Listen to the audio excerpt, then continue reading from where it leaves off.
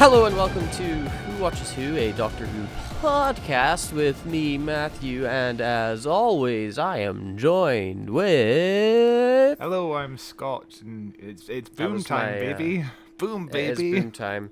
That was my, KBLM voice. Okay. Where you've got like a radio and you've got to be really weirdly exaggerated, like hello everybody and welcome to KBLM FM radio, coming at you live with Doctor Who reviews as we are looking at Boom! Moffat is back and has single-handedly fixed Doctor Who. He has saved every single problem that I've had with it. This is the best episode I've seen in years. Thank you. We will see you next week. Bye. When we cover whatever the hell the next episode is. Honestly, we could just stop here. I am complete. But yeah, this was a good episode of Doctor Who. This was real good. This is really what we've been waiting for. You know, it actually has substance. It's not just... experimenting, farting in a spaceship. It was. It's insane how well this episode does everything. Yeah, it's got some. There's some little minor problems I have, specifically with the kid. Moffat's never been super amazing at writing children. But almost every other thing in it is incredible. The performances from Ncuti Gatwa, the layering of the writing, the moral in the story, and I find it incredible, absolutely incredible that we've got this huge fucking bombastic Disney Plus money, Sony money budget, and the best episode is the Doctor standing still in one location doing nothing. Yeah, just that's Doctor Who, baby. We don't need your fucking money. Yeah, Doctor Who typically does best with small concepts. You know, it's your midnight kind of episode. Yeah. It's your heaven sent kind of episode, you know, just small concept in one location primarily, you know. And done so goddamn well. Yes, the little girl, we could go into it, but the little, whatever. It's bizarre, but Stephen Moffat is the only showrunner who actually has children, because you could never tell by the way he writes children. Yeah. She's not terrible. It's really, there was only one moment with her that kind of took me out of it, which was the bit when the hologram comes back when everything's going terribly, and she's like, "Oh, look at the photographs! Wow!" Yes, right at the moment where everyone's explaining that if the Doctor steps off the landmine, the whole planet they're all is going to die. explode. Yeah, everybody's gonna die. And she's just busy looking at photographs. I guess you could justify it in the sense of she could be trying to just escape the situation she's in, she's a kid and so she's seeing something this real life is so goddamn stressful and terrifying, but I can go back to these photographs and I can remember when I wasn't about to explode. That's much more nicer for me, who is between 6 and 10. I have no idea. Yeah, honestly, she acts like a 6-year-old, but she does look like a 10-year-old. It's a common problem with kids in Doctor Who. I can never tell the ages. Like the little kid in the episode with the frog. You know, the little house. Yeah, the Jodie episode. Yeah. I have no idea how old that kid was either. I I forgot there was even a kid in that. Oh yeah, the blind kid. Yeah, it's the whole point of the episode. Every time Doctor Who brings in a kid, it's the worst part of the episode. You know, we fear her and. They did okay with Amy, but I mean, I guess they did age her up immediately. Yeah, and they found a good actress for Amy. Yeah. Not that we're dismissing the acting ability of a 6 or 10-year-old. She's actually 32. She's doing her best, Yeah, she has Benjamin Button disorder. But no, this was a really cool episode of Doctor Who, and I guess we'll go in and we'll break it down bit by bit pretty soon. But I do want to say, I think these first 3 episodes have done such an amazing showcase on what Russell T Davies does well and what Moffat does well. Like Russell T Davies comes in, you've got your campy, you've got your bombastic, you've got your loud, you've got your silly Doctor Who, and Moffat comes in, you've got your more grounded, more serious, cleverly, aha, I'm so smart, aren't I, written episode of Doctor Who. It's two, you see the strengths of both of them as writers, and I almost wish that Chibs did come back like Russell T Davies wanted, and we could get a series with all three of them writing, all three of them showing their strengths. What Chibnall's strengths are, I don't know, maybe the Doctor meets like a 40-year-old man, you know, and he's really funny and kind of sarcastic. It would have been cool if the 60th anniversary was like, yeah, let's do an episode of each showrunner, you know, like that would be cool. The Chibnall episode would have been like the worst one, but never mind. There's positive qualities about Chibnall, but I can't think of any right off the top of my head. I would need to ingrain myself back into the 13th Doctor again. I would need to live, you know, like what you're doing currently with Flux, for like this is your 10th time watching Flux?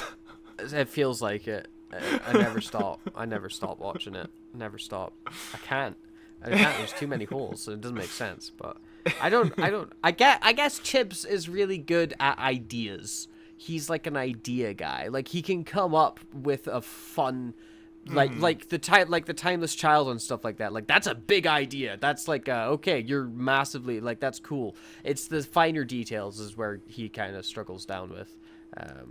So, the whole idea of the Timeless Child ending with the whole, the Doctor doesn't want to know where she comes from. She's fine with who she is now. That's the best part of the Timeless Child arc, and I'm glad with what I'm happy with what Russell T Davies is doing with the Timeless Child arc now. It's just like it's trauma, it's experienced, and we're not really dealing with exploring who the Doctor's parents are or anything, you know.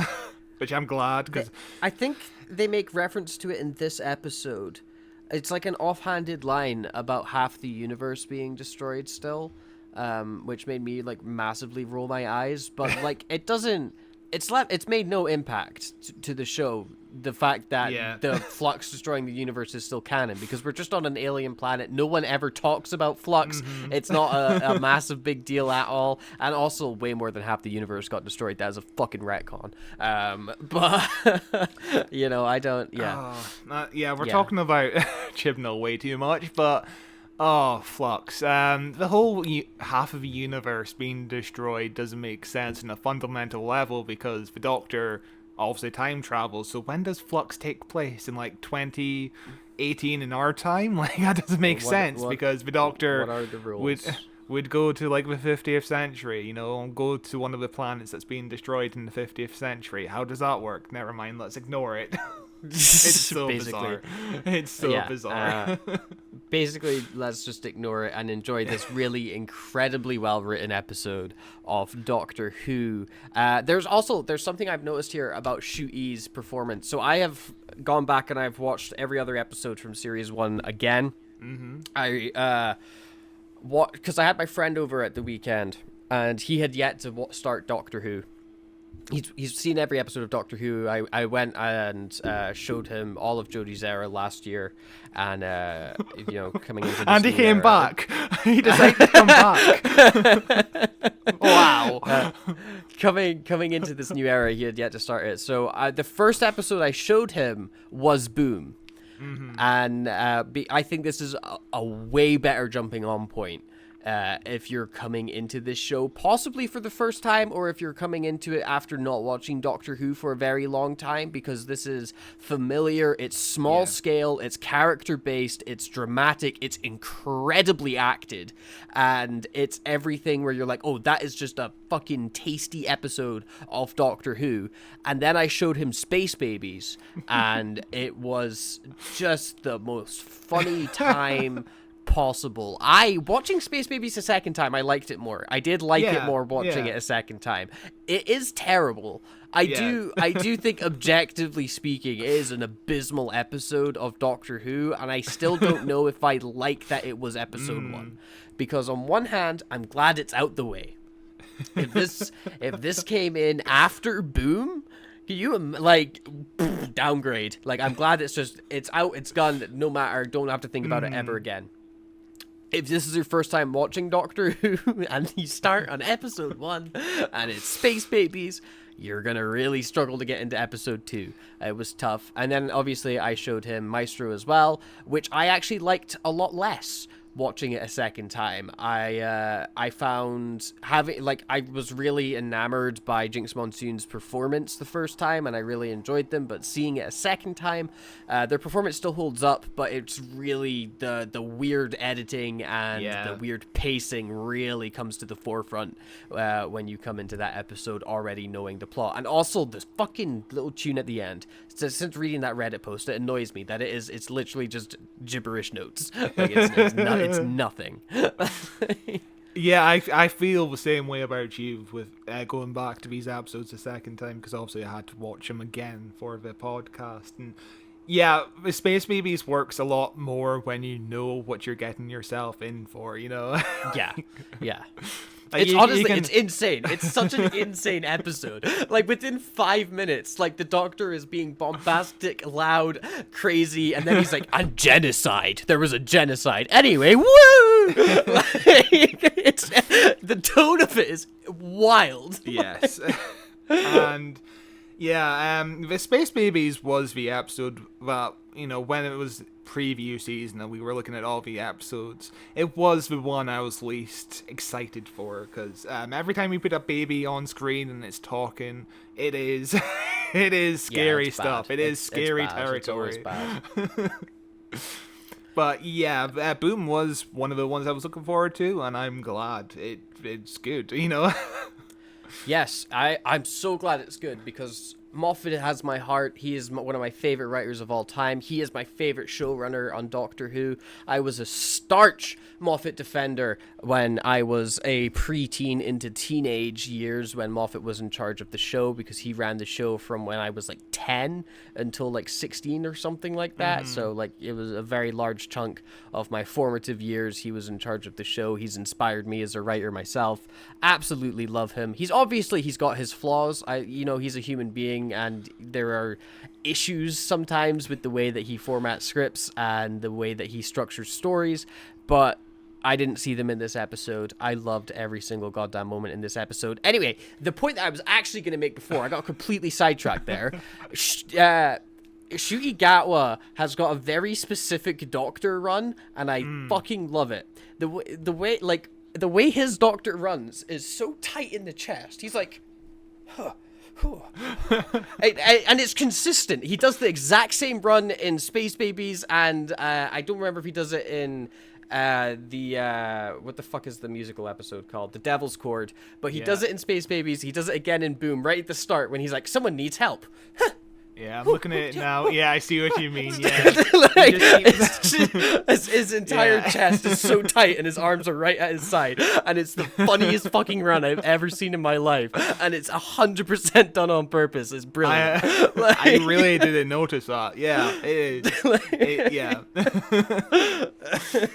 One thing about this episode I would say is good. It doesn't waste any fucking time. You know, the first 5 minutes or 6 minutes of Space Babies were of a completely different adventure, going to the dinosaur times. Yeah, you got that weird moment with the butterfly. Yeah. And one thing that Stephen Moffat says in the commentary of this episode is that he said basically the first 10 minutes were completely different. The Doctor didn't step on the mine until 10 minutes in, whereas with the final version, the first time we see the Doctor, he's on the mine 1 minute in, which is perfect pacing. You know, don't waste any time. Just get right into the business. You know. Yeah. God, it's so goddamn good. I cannot process just how it feels foreign to love an episode of Doctor Who like this. It's been so long since I was genuinely so enamored with such a simple, incredible episode of a dumbass TV show. Like, absolutely fucking loved it. This might be my favorite episode since the Cyberman Frankenstein episode. It might be, or the Wild Blue Yonder. I think the Wild Blue Yonder is also excellent. You know, that is excellent. See, that's like, there has been excellent episodes. Yeah. Like there was some great episodes in Jodie's era. There was some great episodes in the 60th anniversary. There was some there were some decent episodes so far in series 1, but I haven't had this feeling that I've got. Like, the other episodes are like maybe like 8 or 9s out of 10s, you know, but this for me is a 10 out of 10. I fucking loved almost every single aspect of it, and the little faults I have with it aren't big enough for me to be like, oh yeah, you know, like maybe it's like a 9 or something. Like, this is just firing on all cylinders for me.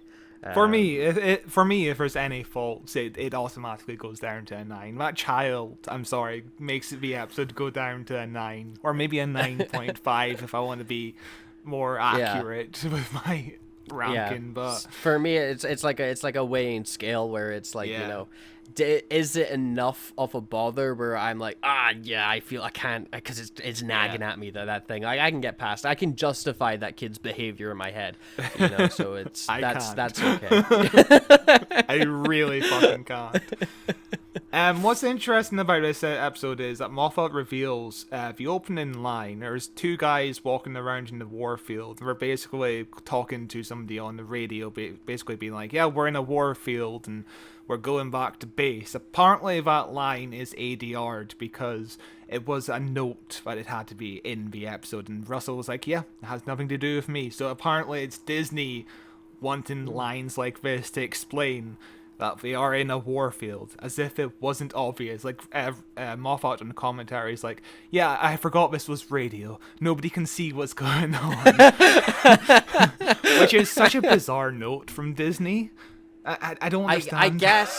I guess Disney's looking at it from, you know, this is a kid's show. You've got a brand new series, and like, they are obviously soldiers, but at the same time they are like priests or whatever. They've got that thing, so maybe it's just to be like, oh, by the way, this is definitely a war. And you know, you got to dumb it down for them dumb Americans, isn't it? That's how TV works. Big dumb American got no brain. That's what Disney think. Which, you know, if that's the only note that Moffat makes note of, then it's fine. You know, if it's just little ADR lines here and there, I'm fine. You know. Yeah. Like when when Disney was announced as being a partner for the new series, people were panicking. I don't think we need to panic. They're fine.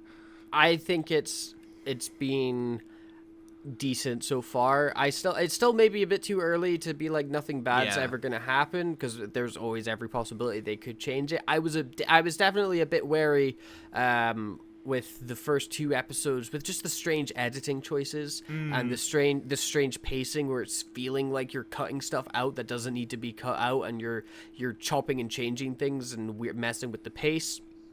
This episode, although I do think it's kind of baked into the script that you can't fuck with the pace, because it's all about tension. It's all about being slow and standing still. Which, you know, you can't really do hypercuts when no one's walking.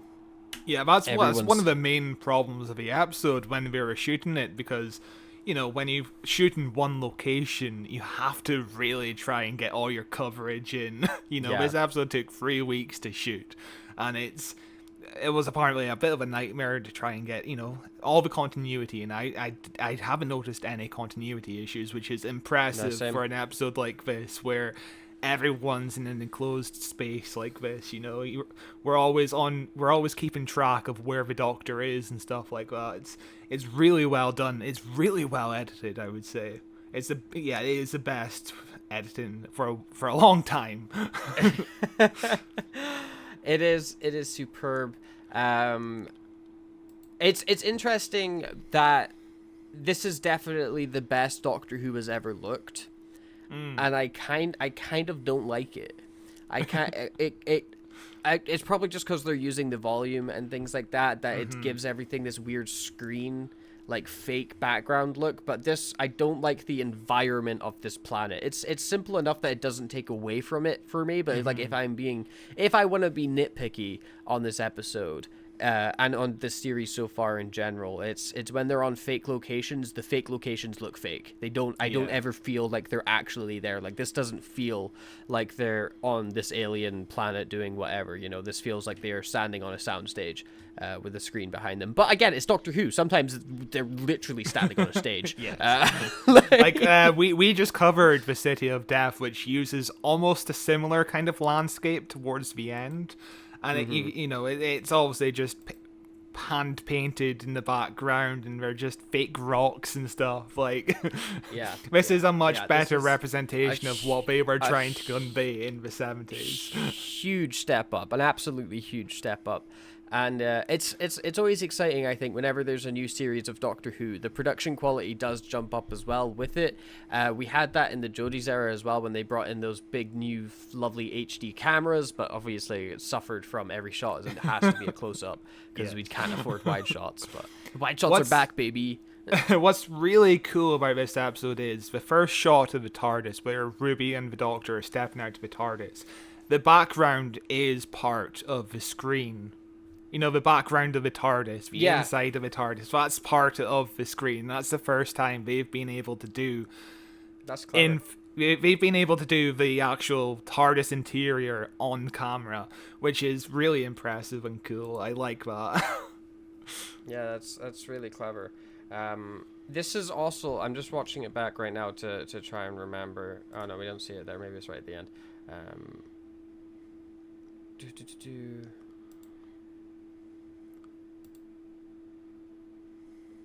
Yeah, is this the first time in this series so far that we watched the TARDIS actually vanish properly? Like, right at the end of the episode, it goes and fades away, instead of just fucking like flying or just zapping and you're gone. Like, it actually takes its time and vanishes. Yeah, it might be. Yeah. Which is insane. But yeah, it's insane that the Doctor only chooses to fly the TARDIS inside locations. Actually sometimes. Inside rather than outside. When he's going to UNIT in the future episodes. Like, what the hell is going on? It's really bizarre stuff here. Yeah, that is bizarre. So there's something right at the bat that we should probably talk about, because it happens literally less than 2 minutes into the episode. We get introduced to a new companion, technically. Yes. Less than 2 minutes into this episode. Isn't that interesting? Yes, this was a huge surprise. Obviously, they managed to keep it secret by just pure fact that this is entirely studio-based. This is probably the only entirely studio-based episode. So, you can really keep a secret there. And the fact she's called Monday and Ruby Sunday is called Ruby Sunday. That's a big coincidence, given the fact that I don't think they intended for her to be a companion. This actress to be a companion. Varada Sefu. I don't think they intended that, but it's a huge coincidence that the Doctor has a line of, if you two got married, you'd be called Monday Sunday. And I'd laugh every single day. Yeah. What a huge coincidence. What? Yeah, but it's wild. It is wild. But they did say they're going to address it, though, didn't they? And my bet, is it going to be a Clara situation, or is it going to be the lady from Torchwood, where she's like, "Oh, I had an ancestor in London"? It's probably going to be a Gwen from Torchwood, or a Martha situation. Oh, my cousin worked for Torchwood. Yeah. So it's always Torchwood based. Yeah. Which, I mean, it's fair enough. It's a very Doctor Who thing to cast people that are already in the show in more major roles. It's been done so many times, like, honestly, a remarkable amount of times. What Russell does say in the commentary, he says it's knitted into the story of the Doctor and the story of Ruby. So maybe it's something to do with the fact that Ruby is kind of changing memories. I don't know. Maybe you could squeeze something in there like that, which I don't know. It's something that we can't think of at the moment. Well, I will see what happens next series when she actually starts. But she's got this she's a really interesting character, and she's kind of she's kind of the antagonist of the episode. You know, like she's the one the Doctor has to convince about the war, about her faith, about everything, and she's also going through the turmoil of her love life with the other priest dude that they kind of were like flirting with each other, but neither of them kind of have the courage to admit it. And as soon as that story came up, I was like, oh, he's gonna die. He's gonna die. This is Moffat. And then when they finally confess each other's love, and then he dies, and then it cuts to the hologram, and he's like, I'm sorry you didn't love me. I'm like, fucking Jesus. Like, the whole hologram stuff, by the way, reminded me a lot of the library episode. You know, Donna Noble has left turned the out building. the lights. Yeah. There's a lot of AI stuff in this episode, which I do like. Given there's so much in this episode. It was because we are currently in a situation where AI is in the news more than ever this week, especially with the whole Scarlett Johansson stuff. It's AI is unstoppable at this point, so it's just about yeah. figuring out how we're going to adapt to this new technology. You know, it's here. We just got to kind of deal with it now, which is funky, I guess. We're living in the future. It's also scary as shit. You know, you watch heaps of sci-fi stuff, and you're like, yeah, this could never happen. You watch Blade Runner, and it's like, yeah, this is impossible. And now we're getting closer and closer. Maybe it's kind of freaky. Yeah, but you know, what am I gonna do about it? But yeah, the whole tattoo stuff, where it sounds kinky at the start, where I'll show you my tattoo, and you're like, oh, this is in a revealing part of her body, maybe, and it turns out it was just on the upper thigh of some dude. Yeah, yeah, that's a classic Moffat thing. No search history stuff in this episode. I'm surprised at. There's no search history stuff, but there was still masturbation jokes. With the flashlight, obviously, when the man, the blind man, gets zapped and he gets smelted. That's the specific way that they phrase it. He gets smelted into this fleshy cylinder that emits a light from the top of it. That is the hologram. It is quite literally a flash light, and It's great. It's great. It's yeah, it's pretty awesome. Another actress who shows up in this episode that we'll see again and again is, of course, Susan Twist as the ambulance. And on the commentary, Russell T Davies is like, yeah, there's a shortage at equity. You know, there's no actresses, so we're like, yeah, just keep using Susan Twist. She's great. You know, it's a huge coincidence. Yeah. What if he's not lying? Imagine he's not lying. That would be the best thing. Yeah, I really like Susan Twist in this episode. I thought she was every single correct layer of scary that would have freaked me out as a kid. You know, the sharp scratch, like, terrifying, absolutely terrifying. It reminds me that we've had creepy old ladies before in Doctor Who. It reminds me of the Wire in The Idiot's Lantern, who's always on the TV screens, and she removes the people's faces. That's exactly what it was reminding me of. Loved it, and that creeps me out as a kid as well. If I was a kid watching this episode, it would freak me out. I'm curious as to, if you're like 6 years old, how much of this episode is going to go over your head? Yeah, you know? I can imagine it not really sticking for 6 years old. But, you know, the fact is, you understand the basic premise of the Doctor is on a mine. Doctor's on a landmine, it's dangerous, there's a scary robot that's killing people, And I think you understand it on a basic level, I would imagine. Yeah, and then all the deeper layer stuff is for your, like, mum or your dad sitting next to you to be like, wow, Moffat's such a clever writer. Or they'd be like, oh, I don't give a shit about Doctor Who. You know, when I was 7 years old, I didn't understand that Aliens of London was about the Iraq War and shit like that. You know, yeah, it's it's for the adults in the audience, while still, it's still scary for a 6-year-old, and he or she would understand exactly what's going on, and on a be subconscious level. appreciated enough when they grow up and revisit the episode and be like, holy shit, there was so much more going on I didn't get before. I think that this is the episode for me where Shu'i has become the Doctor. Like, I liked him before in the role, but there was never, I was waiting for the moment where it clicked. And this episode, it fucking clicked so goddamn hard. I believed with every single fiber of my being that this was the Doctor. He just had the aura about him of the Doctor. He was funny, he was witty, he was serious, he was dramatic. It was the moment when he gets out of the bomb and he's like, "Oh, could I write this like the drum solo? Probably." Boom, boom. I was like, "Fucking, I love you." Like when he steps off the bomb, it's like a cat who's just been stuck inside of a box for like 4 hours. He just needs to spend all the energy he's not been able to use for the last hour or so.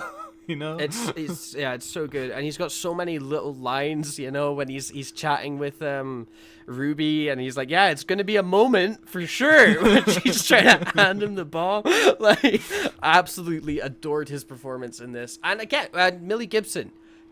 Fucking Jesus, so good. What a companion. Yeah. Possibly she's quickly climbing up with my favorite companions list. I'm gonna have to wait and see how the storyline plays out and if it turns into something that I'm gonna like or dislike. But her energy and the acting and everything about her role is just phenomenal. And you and me were talking off camera about how it's such a strange problem to have of they're too good together. Like, she doesn't feel like she's new to the TARDIS at all. She feels like she's been traveling with the Doctor forever, which is a really good problem to have because they're just fucking fantastic together, Yeah, but the problem is she has been in the TARDIS for 6 months and we haven't seen her. This is her first alien planet, which 6 months in is a bit bizarre. Yeah, I was seeing that but then someone also posted on Twitter, it's not till episode 8 of series 1 with Eccleston that they go to an alien planet. Everything else is Earth-based in series 1. In series 1, everything is Earth-based or it's satellite-based. She doesn't reach an alien planet on screen till season 2, but in books and expanded media, Rose does go to alien planets, and there you when go. she They does did a whole eventually goddamn go, series. and when she eventually does go to an alien planet on screen, it's not like she doesn't act like she's on an alien planet for the first time. You know what I mean? So yeah, it's implied as they've done it before. And the whole moment of where Ruby has to hand the flashlight to the Doctor after he says, throw it to me. I want you to stay far back as possible. And she's like, no, I am going towards you. I'm going near you. I'm going to pass this off to you. And the Doctor's like, yeah, once we're out of this, I am going to be so mad at you. That's a little companion moment I like in a companion. They're fearless almost. Like the fact is, at the end of the day, if a Doctor dies, she has nowhere to go anyway. Yeah, they're fearless, and they're also willing to tell the Doctor he's wrong. Yeah. Like, they're willing to stand up against the Doctor and be like, actually, you're not being smart right now. The decision you're making right now is not the right decision, and I know better. You don't know everything in the room at this moment. Absolutely loved it. And I was talking with my friend as well when we were watching this episode, and we were like, it's absolutely insane. In 3 episodes, I know more about Ruby Sunday and care more about Ruby Sunday than I ever did Yaz. And we were and there's nothing against Mandip Gill. Mandip Gill did what she could with what she had, which was fuck all. You had 3 whole seasons with a companion who's like, I'm here as well. Yeah, that's the problem with the Chibnall era. The companions don't get too much to do because series 1 of the Jodie era was focused they do a lot with Graham on and Ryan and Graham. Yeah, and they're dynamic and really not leaving enough room for anything for Yaz to do until the second to last special where she's like, "I love you, Doctor." Oh, also we're in a relationship, I guess, and she's like, "I guess we are because you're here still for some reason." By the way, we should break up. Which I do wonder if part of that is because, there's no mystery box to the companions in the Jodie Whittaker era. They're just regular people, which I kind of like. It's nice to have companions that are just dudes, Part of me kind of wishes that Ruby just was a regular companion. Maybe she does have the whole mystery of her mom, but it's like it's nothing for the Doctor to be concerned about. It's just a part of herself, and she's just a regular person. But now it seems like she might be alien because she can change memories, and also when she's near death, it starts snowing. Yeah, starts snowing. I am invested in this Ruby story. I do want to see where it goes. It's not taking me out of it yet. I am very worried it might become a Clara problem, where Clara was a really interesting companion, where it's like, oh, you're the impossible whatever the fuck, how can you be everywhere, how can you die all the time and I still see you? And it turns out that she jumped into the Doctor's grave and visited every version of the Doctor and saved him constantly, and is just the most important person to have ever existed in the universe because of it, where it's like, okay, you've kind of gone too far with this one. Yeah. And I don't want that to happen again with Ruby, because I like Ruby and I love Clara, especially like I think the years since she's left the show, I've come to really like Clara a whole heap more than I did when she was actually on the show. But yeah, I am cautiously optimistic that the Ruby stuff is going to have a satisfying payoff and not make me upset. One of the things I'm worried about is I hope they don't bring in the whole, she can make snow appear out of nowhere every single episode, because it's happened 3 times in a row, because it doesn't they introduced it in episode 1. But maybe if a church on Ruby Road, maybe it's snowing because she made it snow. Yeah, you never know. There is snow in that episode. But I really hope it doesn't happen all 8 episodes this season, because I will go mad. I think it's going to happen every episode, simply because Russell T Davies doesn't do subtlety, and this is Bad Wolf but snow. Where Bad Wolf is said and written in every single episode, so it's going to snow in every single episode. But the thing about Bad Wolf is it was subtle, and they didn't call out the fact that Bad Wolf was appearing until episode 11 out of 13. It was subtle if you were a kid. Yeah, watching it like we were. Also, if you're an adult, I don't think you would recognize that Bad Wolf is written on screen on the TARDIS for 5 seconds. It's interesting. I think that the Bad Wolf stuff worked in 2005 more than it would work in the modern era, because there wasn't Twitter. There because it, like, if we were to go onto Twitter by like episode 6 or something of series 1, it would be like, oh, did you know Bad Wolf has been mentioned in this point, like you would have to have been in 2005 someone who had a computer and was on forums talking about Doctor Who to catch stuff like that. Because you might recognize it in episode 3. I mean, you might recognize it in episode 7, but you've completely forgotten you saw it in episode 3. The same thing with Susan Twist. If the internet didn't exist, I don't think most people would recognize that this lady keeps popping up everywhere, and it's kind of ruined by the fact that we are constantly on Twitter and.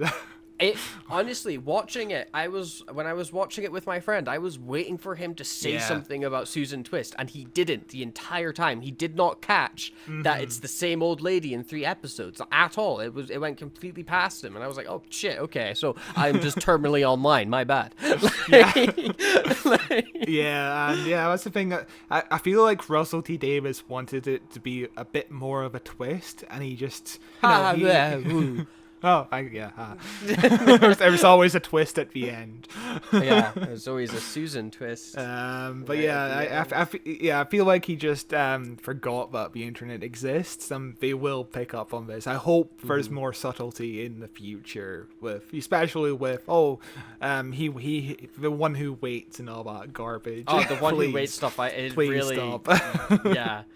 Because how much more exciting would it have been if we found out naturally that Jinx Monsoon was the toy maker's son or child, like organically, rather than we are expecting some creature of chaos to come back, and obviously, like it would have been a surprise to find out that Jinx is the child of the toy maker organically.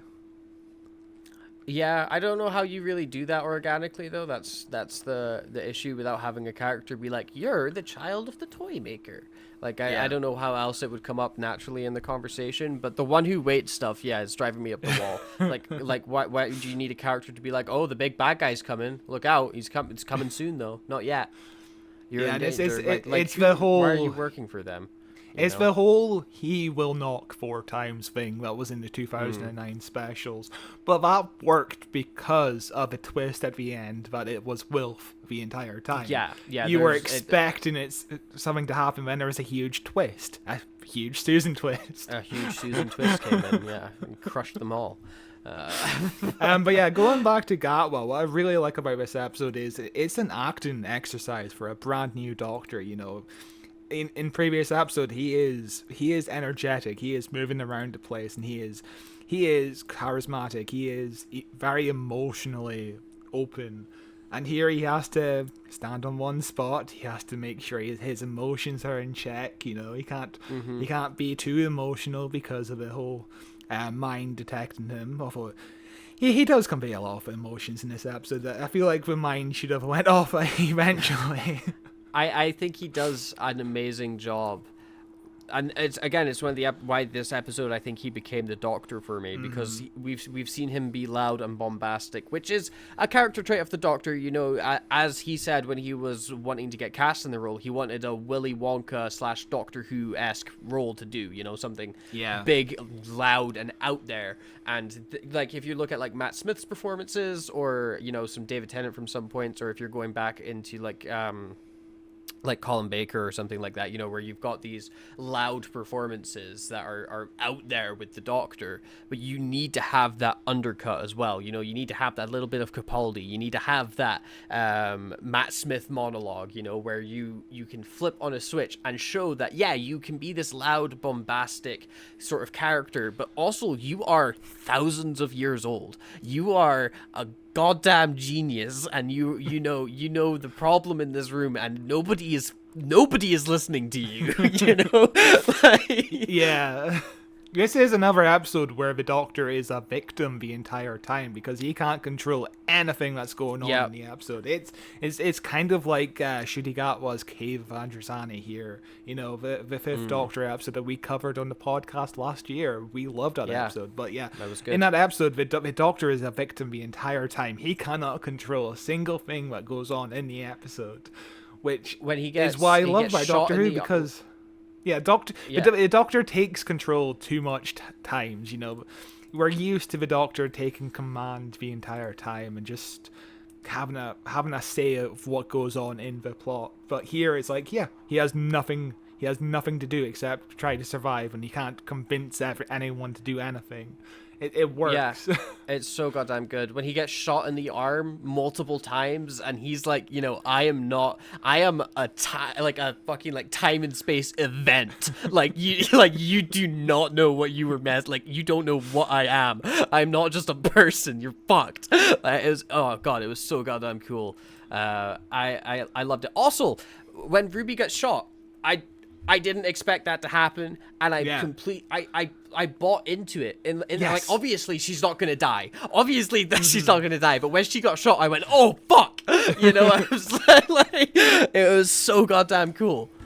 Yeah, and it really works for the episode because it's convincing. You completely buy the fact that the boyfriend character would shoot her because he sees her as a threat to his girlfriend, and also the whole fact that we are in this war environment. Of course, he would have a gun and he would shoot her. He's on edge all the time because he thinks he's in a war. It's perfect reasons for and everything to happen in this episode is perfect, apart from the little girl. The little girl, when she's looking at the photographs, when the characters are explaining if the Doctor steps off a mine, the whole planet's going to explode. And also, there's like a minute left, and she's like, "Oh, look at us with the animals." Bizarre. There's to talk about some of the fantastic layering in the writing in this episode. Obviously, we've got commentary on capitalism, very on the nose commentary on capitalism, where the Doctor straight up is just like, the problem right now is capitalism. It reminds me of the Capaldi episode. The Capaldi episode where he's like, God, capitalism sucks. You have to buy oxygen now in space. Because isn't that the worst thing ever? Capitalism is bad. You guys suck. You're so dumb. Great time. Loved it.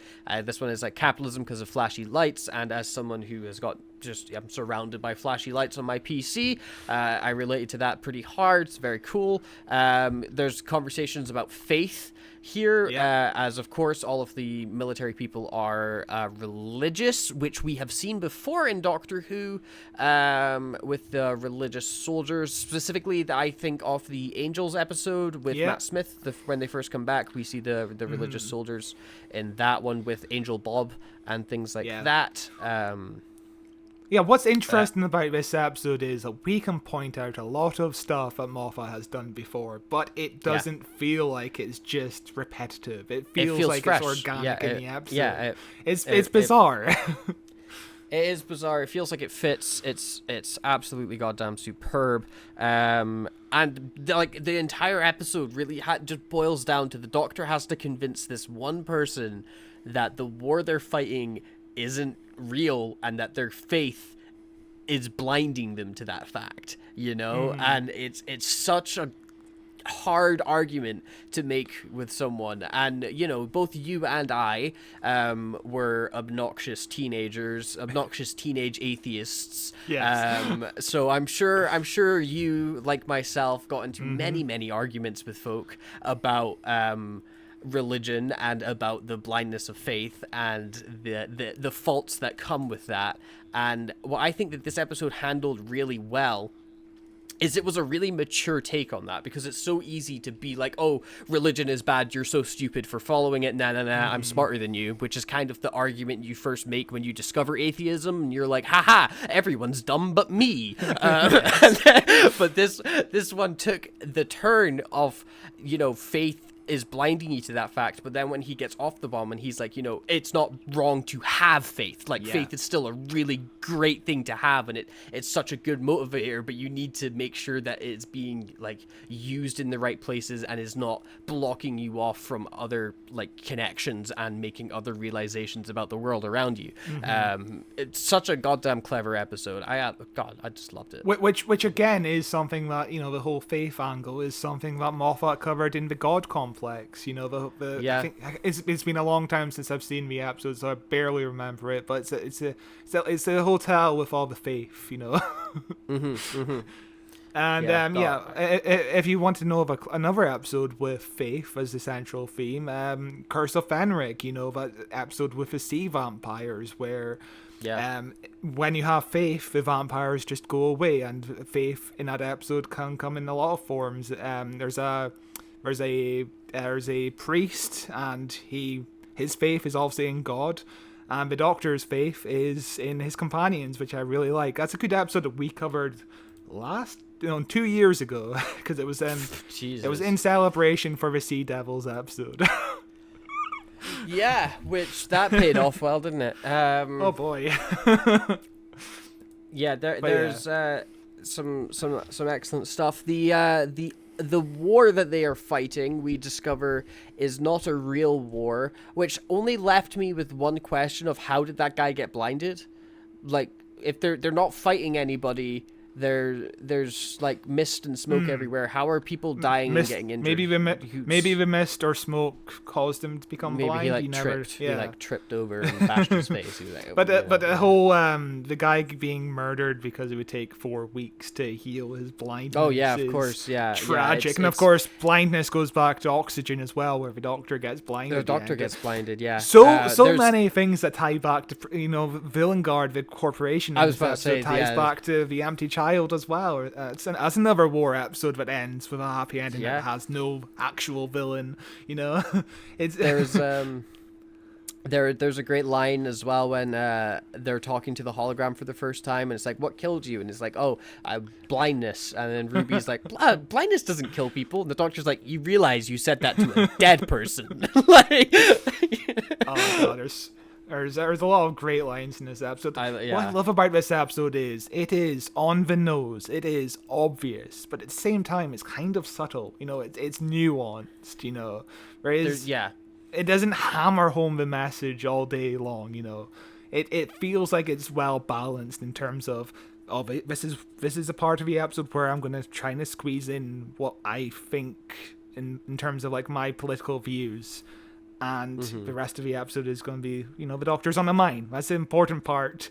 And the whole substance of the whole faith and all that and war is background, It's background stuff. It's so interesting structuring stories like this, because as an audience, we know the doctor isn't going to die. Just out the bat, we know he's not going to blow up on this mine. Just like we know Ruby isn't going to die when she gets shot by that gun. Yeah. But we buy into it. We still feel that tension. You're still at the edge of your seat, like, oh fuck, how is he gonna get out of this one? What's he gonna do? It's such an interesting thing, because you'd think it'd be too obvious to be like, you can't stick the doctor on a mine. Obviously people aren't going to buy that. Obviously people are going to be like, well, what's the point in this? He's going to get out of it. But I think it's because it deals with those wider issues where it has layers to it. You can look at every single thing in it, and it's all got a reason behind it. It's all got a message behind it, and it's just so goddamn well written. This is just a perfectly paced episode. It's really solid, I can't. Moffat's been gone since like 2015? 2017. 2017. And of course, his last episode was an episode about war, but had snow freezing in the air. That's another.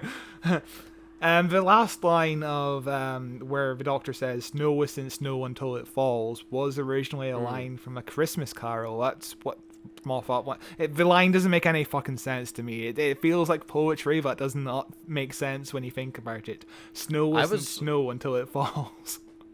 I was watching a movie last night, Always by Steven Spielberg, and there's a great line from one of the characters where it's like, "Oh, you're a poet, you know that? A shit poet, but you're a poet." But yeah, no, it's a pretty line. It is a pretty line, which I also completely big tangent here. I learned a fact about Charles Dickens that I didn't know before. Okay. Which is when he was writing his stories, he didn't publish them as books. They were written in newspapers. In like article newspaper things spread across like weeks and weeks and weeks and weeks and weeks, which is a very interesting way of doing stories. I guess you kind of get similar stuff with like maybe like short story magazines and things like that, but you don't really see it. Fucking Liz Truss tried to do that. I can't remember which newspaper it was, maybe The Times, but she did that with with her new book. That's just a great read if you ever want to read a good book. Don't buy Matthew's book, buy Liz Truss's book. Yeah, but I recommend that as well. But yeah, she published multiple chapters of her book and over multiple days in a newspaper because I guess she paid a lot of money for it because nobody else. Oh god. Interesting. But yeah, no, I loved everything else in this episode. I don't really have too much more to what I love say. about this episode is that, the first shot of Shudigawa as the Doctor was from towards the end of this episode, where he's taking in the sunset. He's kind of closing his eyes, taking in the sunset. Little did we realize, but he immediately would be like, "Yeah, I'm tired of this. I'm just gonna go."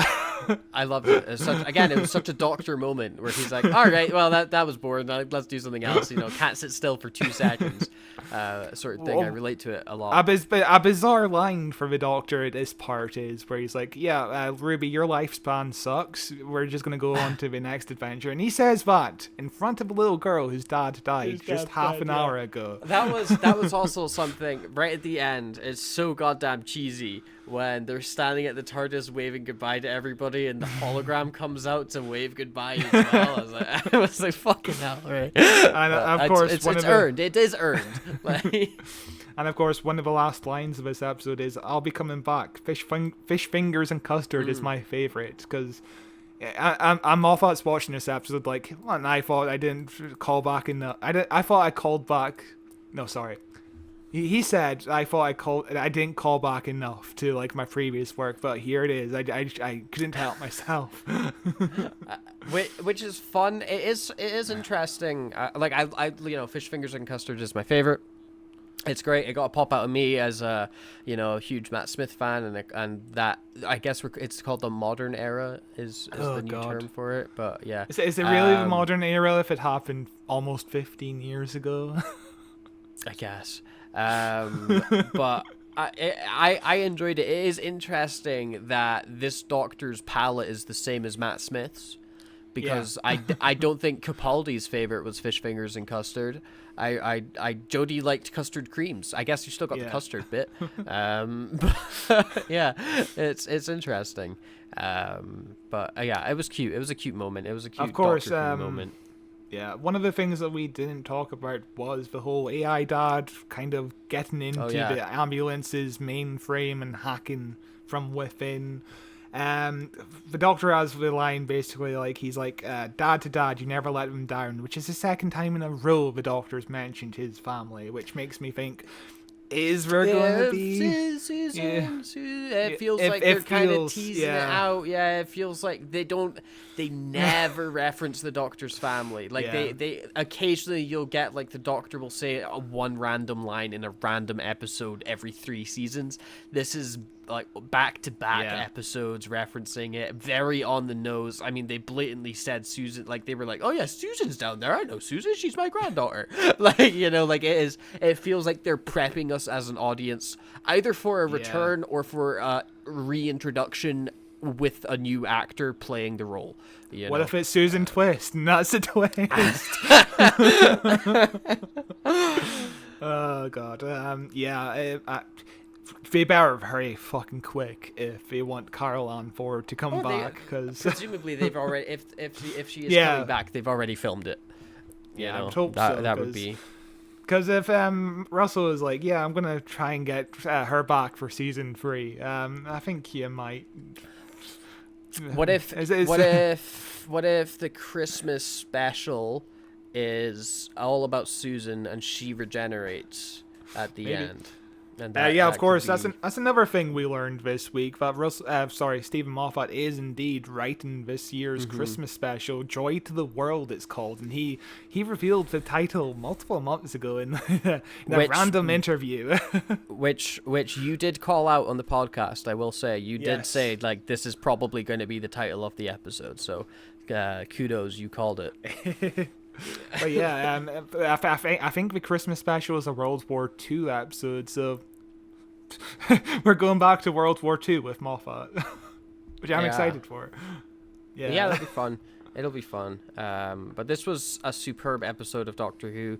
What a goddamn comeback from Stephen Moffat, the next showrunner for Doctor Who. Yeah, I'd welcome Stephen Moffat to come back for more than 2. At the moment, he's like, yeah, I'm not sure if I'm going to do any more. I might call it quits here. I think him seeing the reaction from everybody for for this episode and probably the Christmas one as well is going to give him a big enough ego boost to want to do more. Also, one thing I also loved about this episode is the whole motif of kiss kiss from the dad. Oh yeah, that ends with the X's on the landmine at the end of the episode, which of course means kiss kiss. As a nice little touch there. It's kind of sweet. Although I hated the cheek phone. That made me really uncomfortable. Like an implant like in your cheek. All right. I just hated it. Yuck. Yeah, and anything that depicts technology inside of your body is kind of creepy, like in Futurama, where the Google Glass is inside your eyeballs. You should probably not play Cyberpunk. Anything else we missed? I don't think so. I think we kind of covered it all. I would like to see more experiments in terms of this is the acting experiment for the Doctor. This episode is Shutigatwa on a landmine. I would love to see an episode where William Hartnell has to walk around the entire episode and remember his lines. I think that'd be an interesting experiment. Yeah, but I have... Oh, no screwdriver in this episode. That's true. No screwdriver at all. They don't even say oh, I forgot it. It's in the TARDIS. Go back and get it for me, Ruby. Yeah, because it would solve the problem. Yeah, it would solve. Although, I also watching the episode, I wasn't thinking why don't you use the Sonic, because I was so sucked in with everything else going on. Whereas if it was a weaker script, I would be like, why aren't you using the Sonic, Doctor? But there was enough to bite on and enough that I was focusing on other things other than why aren't you using the sonic screwdriver, which I still dislike massively, so that's fun. More episodes without the sonic screwdriver, please. That'd be fantastic, because you as a writer, you need a little bit of a challenge. You can't have the Doctor point a screwdriver and be like, yeah, I'm opening this door now. You need a little bit of a challenge for the Doctor to overcome. I think it's interesting that Moffat just didn't even bring up the screwdriver. He did you could have just done the Doctor drops it and it breaks. Something as stupid as that, or it gets zapped by one of the robots or something like that. It's oh, it's on the fritz, whatever, I'm stuck here. He just straight up was like, nah, it doesn't exist. Never. Sonic what? Never heard of it. But yeah, more episodes like this, please. And by the looks of the next time trailer, the next episode, 73 Yards, also looks like a very good episode. Oh, it does. It looks spooky. It looks like a spooky episode, and it's getting good reviews. I think it's getting higher reviews than this one got from newspaper outlets and stuff, which is interesting because I think this is probably my favorite episode so far. So we shall see. One thing I'm a bit confused about with the next episode is, it's a spooky episode where Ruby Sunday is on her own. She's visiting a pub and there's spookiness going on, but also it's the political episode, and in my head I can't work out how those two things kind of interact, those two storylines. But it's interesting that we are getting a political episode. Guess we'll find out. Just after a general election general announced. Election, baby. Woohoo! Got that general election. Got that general election fever. Yeah, exciting stuff.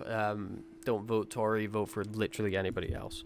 Have you got anything else to add, or can we move into the ending?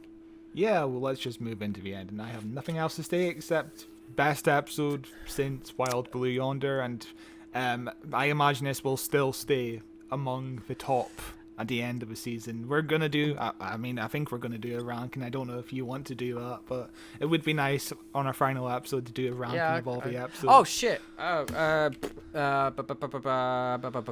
haven't looked at the forum.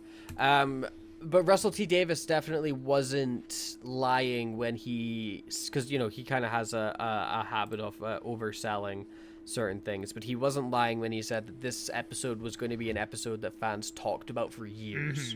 I mean, that's fucking every episode, Phil. We're gonna be still talking about the space babies in 5 years. You know, we're gonna be like, yeah, remember that shit episode where the fucking spaceship shot? We're gonna be talking about them for different reasons. Okay, what do you think Boom has been rated on GallifreyBase.com? I would imagine.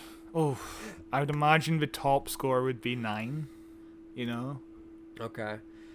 You, my friend, would be wrong because the top score with 458 votes is 8 out of 10. Okay. And the second, number 2, with 456 votes, 2 votes separating them, is 9 out of 10. So it is a highly praised episode. Yes.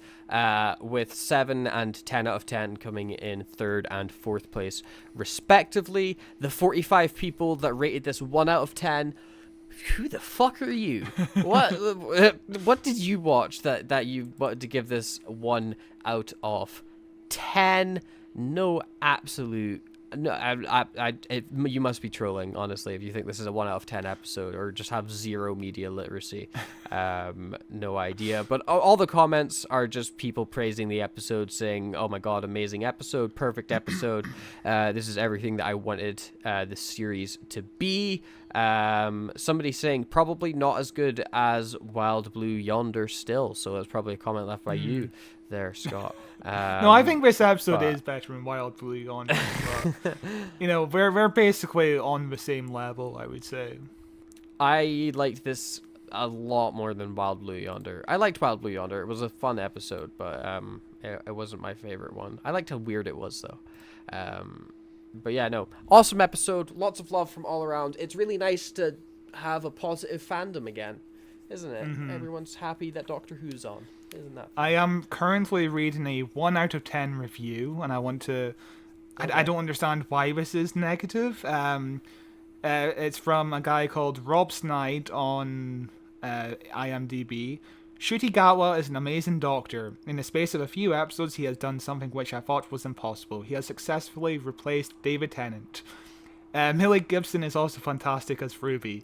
It makes it sad for me to have to report that Boom is not a very good episode. It takes an old Terry Nation idea from Genesis of the Daleks. The Doctor is standing on a landmine, and blows it up into a full-length story. I'm sure that if Russell T Davies had done this, there would have been a massive outcry. Even the title was not new. In 2005, Russell T Davies wrote an episode called Boomtown. Moffat's fans will no doubt praise their hero to the skies. It's what we expect from them, but the rest of us know genius when we see it, and Boom is not it.